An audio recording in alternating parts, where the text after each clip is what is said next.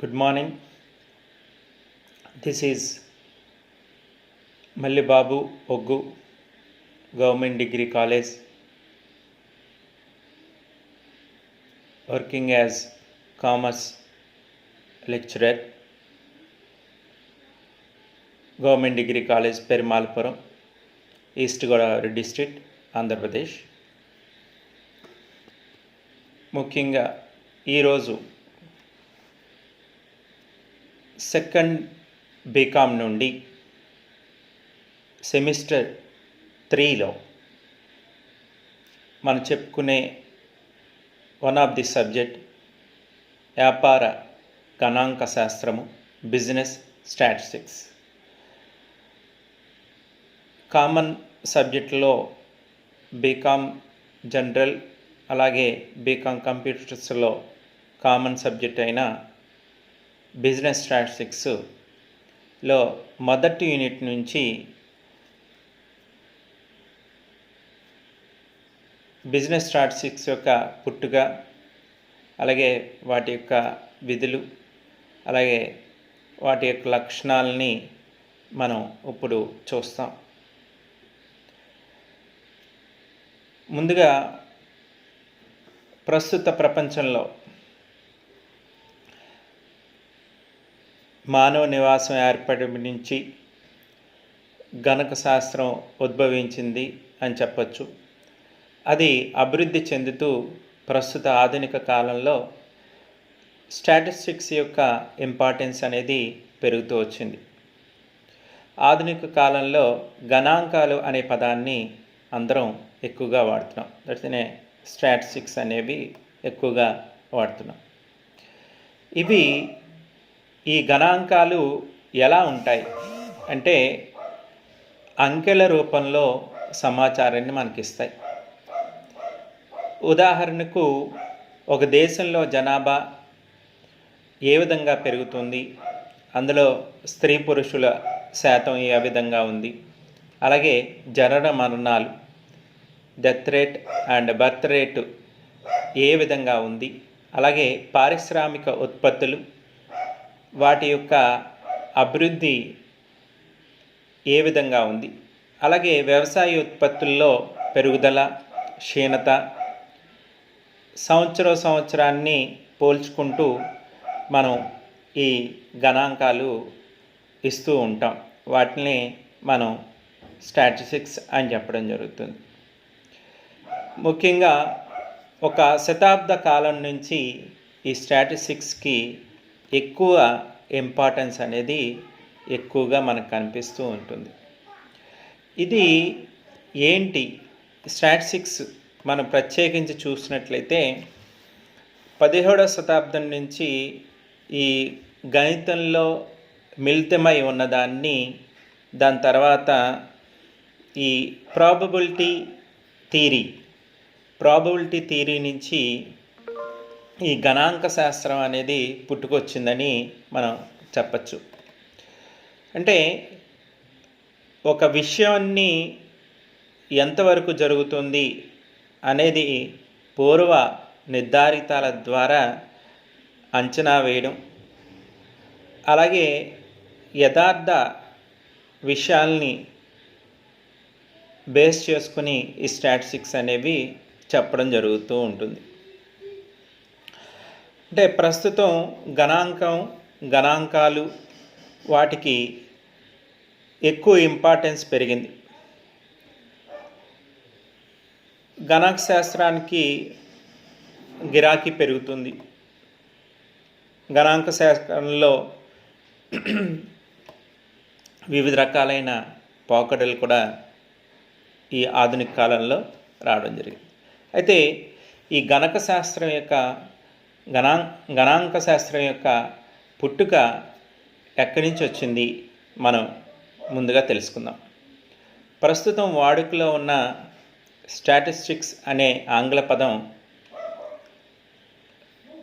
ఒక శతాబ్ద కాలం నుంచి దీన్ని విస్తృతంగా వాడడం జరుగుతుంది.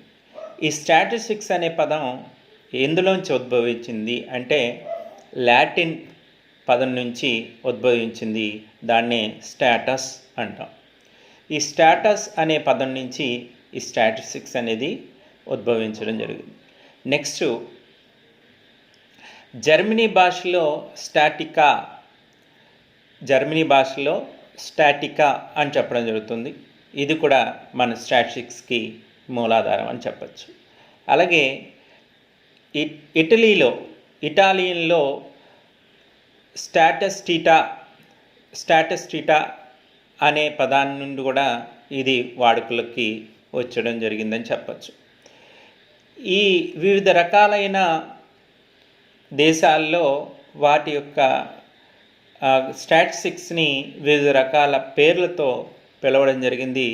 వీటి అన్నిటి యొక్క మూల అర్థం ఏంటి అంటే రాజ్యము లేదా రాష్ట్రము. అంటే ఒక రాజ్యంలోనూ లేదా ఒక రాష్ట్రంలోనూ జరిగే అంశాలని తెలుసుకుని వాటిలో అంకెల ద్వారా మనం వివరణ ఇవ్వడాన్నే ఈ స్టాటిస్టిక్స్ యొక్క మూల అర్థం.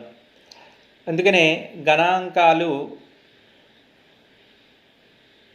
అలాగే గణాంక శాస్త్రం పుట్టడానికి ముఖ్య కారణం 2.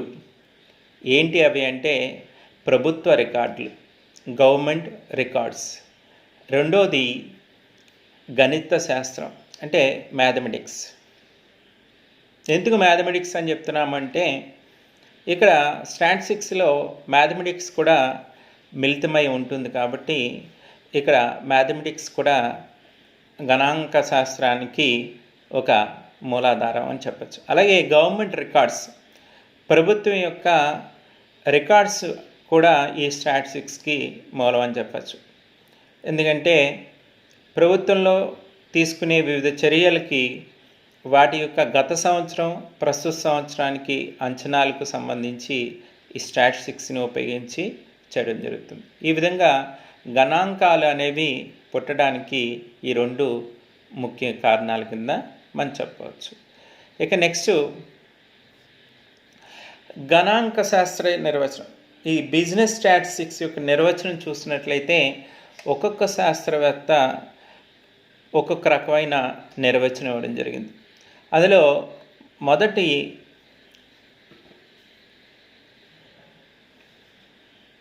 శాస్త్రవేత్త బౌలే వారి నిర్వచనం ప్రకారం ఏంటి అంటే సామాజిక వ్యవస్థను సృష్టించీకరించినప్పుడు ఆ విలువలు సమిష్టిగా గణన చేసే శాస్త్రమే గణాంక శాస్త్రము అని చెప్పడం జరిగింది.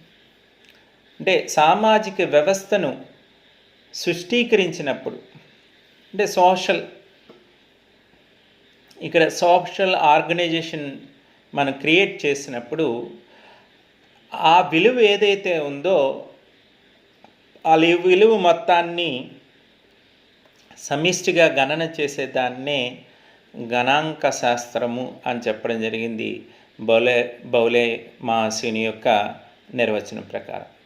ఇక నెక్స్ట్ బోర్డింగ్టన్, ఈయన నిర్వచనం ప్రకారం స్టాటిస్టిక్స్ని ఏ విధంగా తెలియపరిచారంటే గణాంక శాస్త్ర పరిధిని కేవలం అంచనాలకు సంభావితాలకు పరిమితం చేస్తుంది, కానీ గణాంక పద్ధతులు ఇవి కేవలం ఒక భాగం మాత్రమే. ఈయన ఏమంటున్నాడండి, గణాంక శాస్త్రం పరిధిని కేవలం అంచనాలకు సంభావితాలకు పరిమితం చేస్తుంది. అంటే ప్రాబబిలిటీ, ఇది వస్తుంది రాదు అనేది చెప్పగలగడం. అలాగే అంచనాలు, ఈ సంవత్సరం 100% అమ్మకాలు జరిగినాయంటే తర్వాతి సంవత్సరం 110% అమ్మకాలు జరుగుతాయనే అంచనాలు. ఈ విధంగా అంచనాలు పరిమితం చేస్తుంది, కానీ గణాంక పద్ధతులు ఇవి కేవలం ఒక భాగం మాత్రమే. గణాంక పద్ధతుల్లో ఇవి ఒక భాగం. అంటే అంచనాలు, ప్రాబబిలిటీ, సంభావితాలు ఈ 2 కూడా గణాంక పద్ధతులకి ఒక భాగమే మాత్రమే తప్ప అవే గణాంకాలు కావు అని ఈయన నిర్వచనంలో చెప్పడం జరుగుతుంది. ఇక నెక్స్ట్ యూల్ అండ్ కెండల్, వీళ్ళ నిర్వచనం ప్రకారం ఏంటంటే గణాంకాలు అంటే అనేక కారణాల వల్ల అనేక కారణాల వల్ల ప్రభావితమయ్యే పరిమాణాత్మక దత్తాంశంగా భావించవచ్చు. పరిమాణాత్మక దత్తాంశం కింద భావించవచ్చు. అంటే ఇక్కడ ఈ స్టాటిస్టిక్స్ తీసుకున్నప్పుడు అనేక కారణాలు, అంటే డిఫరెంట్ ఎలిమెంట్స్, డిఫరెంట్ క్యారెక్టర్స్ ఇందులో ప్రభావితం అవుతూ ఉంటాయి. అలా ప్రభావితమైన పరిమాణాత్మక దత్తాంశం కింద మనం తీసుకున్నట్లయితే దాన్ని స్టాటిస్టిక్స్ కింద చెప్పచ్చు అని యూల్ అండ్ క్యాండల్ వారి యొక్క నిర్వచనంలో మనం చెప్పడానికి జరుగుతుంది. ఇక నెక్స్ట్, స్టాటిస్టిక్స్లో గణక శాస్త్రం యొక్క ముఖ్య లక్షణాలు. ఈ బిజినెస్ స్టాటిస్టిక్స్లో ఉండే ఏ లక్షణాల ఆధారంగా మనం చూసిన నిర్వచనాల ఆధారంగా చేసుకున్నట్లయితే బిజినెస్ స్టాటిస్టిక్స్కి కొన్ని లక్షణాలు ఉన్నాయి. ఈ లక్షణాలనే బేస్ చేసుకుని స్టాటిస్టిక్స్ యొక్క ఔచిత్యాన్ని, ప్రాముఖ్యతని మనం తెలియపరుస్తాం. ఎందుకంటే ప్రతి శాస్త్రానికి కొన్ని లక్షణాలు ఉంటాయి, దానికి ఒక ప్రాముఖ్యత ఉంటుంది, దాని యొక్క పరిమితులు కూడా మనకు ఉంటాయి. వాటిలో ఇక్కడ మనం గణక స్టాటిస్టిక్స్ చూసుకున్నట్లయితే what are the main characters చూసుకున్నట్లయితే లేదా features of the business statistics చూసుకున్నట్లయితే, ఫస్ట్ వన్,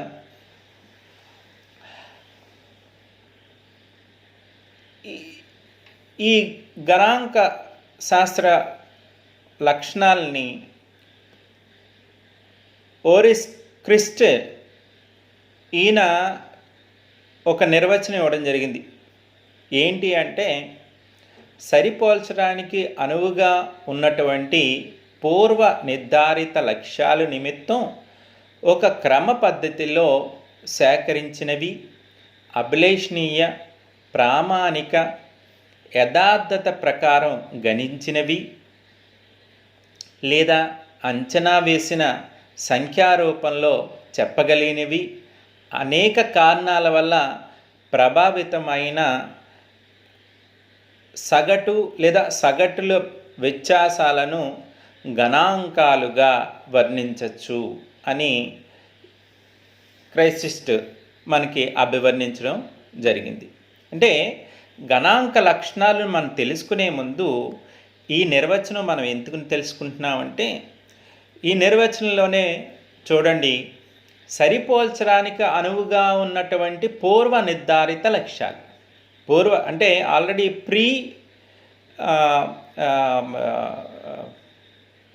ఎయిమ్డ్ లేదా ప్రీ టార్గెటెడ్,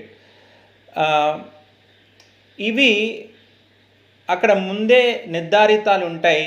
ఆ నిర్ధారితాలని బేస్ చేసుకుని మనం అంతవరకు చేరామా లేదా. ఫర్ ఎగ్జాంపుల్, మనం ఒక పేపర్లో మ్యాక్సిమం మార్క్స్ 100 మార్కులకు ఉంటాయి. అయితే ఆ 100 మార్కులు ముందుగానే డిఫైన్ అయింది. ఒక పేపర్ రాస్తున్నామంటే ఎన్ని మార్కులు వస్తాయంటే 100 మార్కులు మ్యాక్సిమం వస్తాయి. ఈ ముందుగా పెట్టిన టార్గెట్కి మనం ఎంతవరకు రీచ్ అయ్యాము, 100కి 100% రీచ్ అయ్యామా, 100కి 90% రీచ్ అయ్యామా, 100కి 70% రీచ్ అయ్యామా అనేది మన యొక్క పెర్ఫార్మెన్స్ని బట్టి ఆధారపడి ఉంటుంది. ఆ విధంగా పూర్వ నిర్ధారితాలు ఏవైతే ఉన్నాయో ఆ లక్ష్యాలు నిమిత్తం ఒక క్రమ పద్ధతిలో సేకరించినవి, ఏదో అట్టి అలాగే ఇలా చేయకూడదు. కేవలం ఒక క్రమ పద్ధతిలో, ఒక ఆర్గనైజేషన్ మెథడ్లో ఇవి సేకరించాలి దత్తాంశాన్ని. అంటే ఫర్ ఎగ్జాంపుల్, ఆల్ఫాబెట్స్ ఎలా ఉంటాయండి, ABCDD. ఏ విధంగా అయితే ఒక ఆర్డర్లో మనం నేర్చుకుంటామో అదేవిధంగా ఈ సేకరించే దత్తాంశాన్ని కూడా క్రమ పద్ధతిలోనే సేకరించాల్సిన అవసరం ఉంటుంది. అలాగే నెక్స్ట్, అభిలేషణీయమైన, ప్రామాణిక, యథార్థత ప్రకారం గణించాలి. ఇక్కడ ఆప్టిమైజేషన్ ఆఫ్ ది డేటాని ఆప్టిమైజ్గా తీసుకోవాలి, ఏదో అనుసారంగా తీసుకోకూడదు. అలాగే అంచనా వేసిన సంఖ్య రూపంలో చెప్పగలిగినవై ఉండాలి. అలాగే కారణాల వల్ల ప్రభావితమైన సగటులు, ఈ అంచనాల ద్వారా మనం వేసిన సగటులు ఏవైతే ఉన్నాయో అవన్నీ కూడా వివిధ సగటుల మధ్య వ్యత్యాసాన్ని కూడా ఇక్కడ మనం ఈ బిజినెస్ స్టాటిస్టిక్స్లో వర్ణించడం జరుగుతుంది. అంటే ఒక గ్రూప్ యొక్క సగటు మరొక గ్రూప్ యొక్క సగటును మనం వర్ణించి ఏ గ్రూపు వాళ్ళు ఉత్తమంగా ఉన్నారు, ఏ గ్రూపు వాళ్ళు తక్కువగా ఉన్నారు, లేదా ఏ దేశంలో మరణాలు ఎక్కువ ఉన్నాయి, ఏ దేశంలో మరణాలు తక్కువ ఉన్నాయి, లేకపోతే ఏ దేశంలో జననాలు ఎక్కువ ఉన్నాయి, ఏ దేశంలో జననాలు తక్కువ ఉన్నాయి అనేది సగటు, అంటే ఆ మొత్తం గ్రూప్ యొక్క సగటును తీసుకుని మన వ్యత్యాసాన్ని వర్ణించడం. ఇవన్నీ కూడా బిజినెస్ స్టాటిస్టిక్స్లో మనం చూసుకునే ముఖ్యమైన లక్షణాల కింద, లక్షణాలకి ఆధారం కింద మనం చెప్పచ్చు. అయితే ఈ నిర్వచనంలోనే మనం చూసుకున్నట్లయితే వివిధ లక్షణాలు మనం ఇప్పుడు చెప్పుకుందాం. బిజినెస్ స్టాటిస్టిక్స్లో ఉండే ఏంటి లక్షణాలు, ముఖ్యమైన లక్షణాలు ఏంటి? ఫస్ట్ వన్, గణాంకాలు అనేవి